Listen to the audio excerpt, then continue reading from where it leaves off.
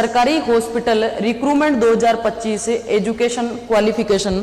दोस्तों आपके दिमाग में ये शब्द सुन करके ये चीज आ रही होगी कि ये जो भर्ती है ये है किसकी। तो आप लोग जब गवर्नमेंट हॉस्पिटल में जाते हो तो वहां पर जो पर्ची काटते हैं, आप जो ही एंट्री मारते हो तो पर्ची काटने वाले जो होते हैं उसकी क्या है ये वैकेंसी है, इसके बारे में जो है वो अपन संपूर्ण जानकारी देखते हैं। सरकारी हॉस्पिटल भर्ती 2025 के लिए निकाले गए पदों पर भर्ती के आवेदक के लिए कम से कम दोस्तों 10वीं पास 12वीं पास यूजी कक्षा में उत्तीर्ण होना आवश्यक है। तो आप लोग जो है वो सरकारी हॉस्पिटल में आवेदन कर सकते हैं। अधिक जानकारी के लिए दोस्तों इसका ऑफिशियल नोटिफिकेशन जो है वो पढ़ सकते हो। एजुकेशन क्वालिफिकेशन जो है वो आपके सामने है, या तो आप 10वीं पास होने चाहिए या आप जो है 12वीं पास होने चाहिए या अंडर ग्रेजुएट। ठीक है दोस्तों, इसी के साथ में जो है इसके बारे में आगे जानकारी है कि सरकारी हॉस्पिटल रिक्रूटमेंट 2025 की एज लिमिट जो है वो क्या रखी गई है, किस आयु सीमा का जो व्यक्ति है या कितनी आयु से लेकर के कितनी आयु तक का व्यक्ति इसमें फॉर्म अप्लाई कर सकता है। तो सबसे पहले है कि इस भर्ती में आपकी आयु सीमा न्यूनतम जो है वो 18 वर्ष का व्यक्ति जो है वो इसमें फॉर्म अप्लाई कर सकता है, जबकि अधिकतम जो आयु है वो कितनी रखी गई है 35 वर्ष रखी गई है। दोस्तों ये जो भर्ती है आप लोगों के लिए बहुत ही खास भर्ती है।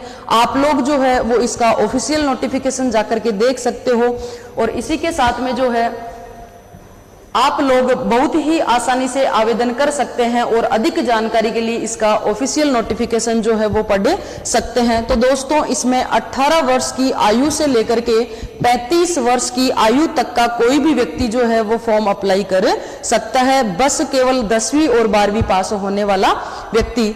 इसके बाद में जो है वो है कि सरकारी hospital recruitment 2025 who can apply, कि कौन कौन सा जो व्यक्ति है वो इसमें फॉर्म अप्लाई कर सकता है। तो आपके सामने है ऑल इंडियन कैंडिडेट जो है वो कर सकता है, मेल एंड फीमेल मतलब दोनों कर सकते हैं, 10वीं 12वीं और यूजी पास जो है वो व्यक्ति होना चाहिए। ठीक है दोस्तों, फिर अपन देखते हैं इसके बारे में कि सरकारी हॉस्पिटल रिक्रूटमेंट 2025 एप्लीकेशन की जो फीस है वो फीस कितनी कितनी रखी गई है, मतलब कि कोई व्यक्ति इसमें फॉर्म अप्लाई कर रहा है तो उसकी फीस जो है वो कितनी लगेगी। तो आपके सामने है कि हम आप लोगों को बता देना चाहते हैं कि सरकारी हॉस्पिटल भर्ती 2025 के द्वारा इन रिक्त पदों पर भर्ती के लिए आवेदन शुल्क जो है वो निर्धारण किया गया है। और दोस्तों आवेदन शुल्क जो है वो जनरल कैटेगरी ओबीसी कैटेगरी का जो है वो तो आपको कितने पैसे देने पड़ेंगे, 100 रुपए देने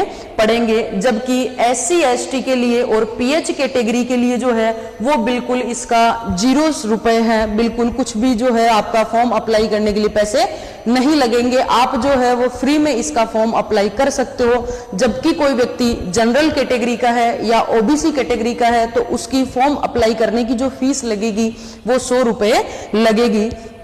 दोस्तों इसमें जो है वो आप सरकारी हॉस्पिटल रिक्रूटमेंट की जो सैलरी डिटेल है वो आप लोग देख सकते हो कि इस भर्ती में जो है अगर व्यक्ति का चयन हो जाता है तो उसको जो है वो कितनी कितनी मंथ की सैलरी मिलेगी। तो इन सब की जानकारी जो है वो देखना। इस भर्ती में आपको सैलरी जो है वो 18,000 से लेकर के 28,000 रुपए प्रति माह वेतन दिया जाएगा दोस्तों।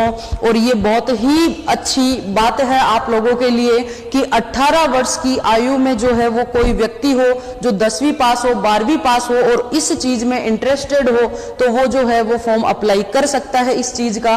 और ये आप लोगों के लिए बहुत ही शानदार साबित होने वाली है, क्योंकि 18 या 19 साल की उम्र में 18 से 28,000 रुपए जो है वो प्रति माह कमाना दोस्तों बहुत बड़ी भारी बात होती है। अब बात ये आती है कि अगर हम इसमें चयन हो जाता है हमारा तो हमें जो है वो कहां पर इसकी पोस्टिंग मिलेगी। तो दोस्तों सरकारी हॉस्पिटल रिक्रूटमेंट 2025 जॉब लोकेशन जो है वो इन योर डिस्ट्रिक्ट है, मतलब आपका जो जिला है, जैसे कोई कोटा जिले का है तो उसको कोटा में ही इसकी पोस्टिंग मिलेगी, कोई जयपुर का है तो उसको जयपुर में मिलेगी, कोई बारां का है तो उसको बारां में ही पोस्टिंग मिलेगी, मतलब खुद के डिस्ट्रिक्ट में ही जो है वो उसको पोस्टिंग मिलेगी दोस्तों। उसके बाद में जो है कि इसमें फॉर्म अप्लाई करने के लिए जो है वो क्या क्या चाहिए वो संपूर्ण जानकारी जो है वो आप लोग इसमें देखना। जैसे 10वीं की अंक तालिका प्रमाण पत्र दोस्तों, 12वीं का अंक तालिका प्रमाण पत्र लगने वाला है। इसमें अपने राज्य में पंचायत स्तरीय आवासीय प्रमाण पत्र जो है वो इस फॉर्म में लगेगा। जाति और आय प्रमाण पत्र जो सभी फॉर्म अपन लगाते हैं उसमें लगता है, और इसी के साथ में जो है वो आधार कार्ड लगेगा। एक रजिस्टर्ड मोबाइल नंबर जो है वो इस फॉर्म में लगेंगे। एक ईमेल आईडी और एक फोटो लगने वाला है। कोरे कागज पर सिग्नेचर किया हो और पेपर होना चाहिए। दोस्तों 10वीं और 12वीं की जो है वो मार्कशीट लगेगी। तो नॉर्मल जो है वो अपन सभी का जो फॉर्म होता है या और जो सरकारी नौकरी होती है उनका फॉर्म अप्लाई करते हैं तो ये चीजें लगती है। जैसे आपके सिग्नेचर हो गए, 10th-12th की मार्कशीट हो गई, आपकी फोटो हो गई, जाति प्रमाण पत्र हो गया, आधार कार्ड की जो है वो फोटो हो गई, ये सारी चीजें जो है वो ही लगती है फॉर्म में। तो इसमें भी जो है वो सारी जानकारी मैंने आप लोगों को दे दी दोस्तों।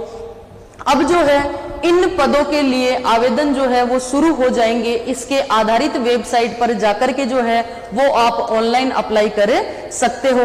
दोस्तों इसका जो अप्लाई मोड है वो कैसा है, ऑनलाइन है। आप ऑफलाइन जो है वो इसमें फॉर्म नहीं भर सकते, इसका ऑनलाइन ही क्या होगा, फॉर्म अप्लाई होगा और भारत के सभी जिलों में आवेदन कर सकते हो दोस्तों। तो ये जो है वो आज आप लोगों के लिए एक सरकारी भर्ती को लेकर के एक जानकारी थी दोस्तों। अब मेन मोटा मोटा चीज मैं आप लोगों को वापस से बता देती हूँ कि एक तो इसमें कोई 10वीं पास का व्यक्ति, कोई 12वीं पास का व्यक्ति जो है वो फॉर्म अप्लाई कर सकता है। अपने जो हॉस्पिटल में गेट पे एंट्री जो होती है वो रसीद काटता है, उसकी जो है ये नौकरी है। अगर मैं साफ सीधे शब्दों में बोलूं इसको तो इसमें जो है वो 18 वर्ष से लेकर के 35 वर्ष का व्यक्ति जो है वो अप्लाई कर सकता है इसमें फॉर्म। अगर आपका चयन हो जाता है तो आपकी पोस्टिंग खुद के ही डिस्ट्रिक्ट में आपको मिलेगी, मतलब होम डिस्ट्रिक्ट में ही आपको क्या होगी, पोस्टिंग मिलेगी। इसकी जो आपकी मंथली जो या प्रति माह जो सैलरी होगी वो 18,000 रुपए से लेकर के 28,000 होगी और इसमें मेल और फीमेल जो है वो दोनों फॉर्म अप्लाई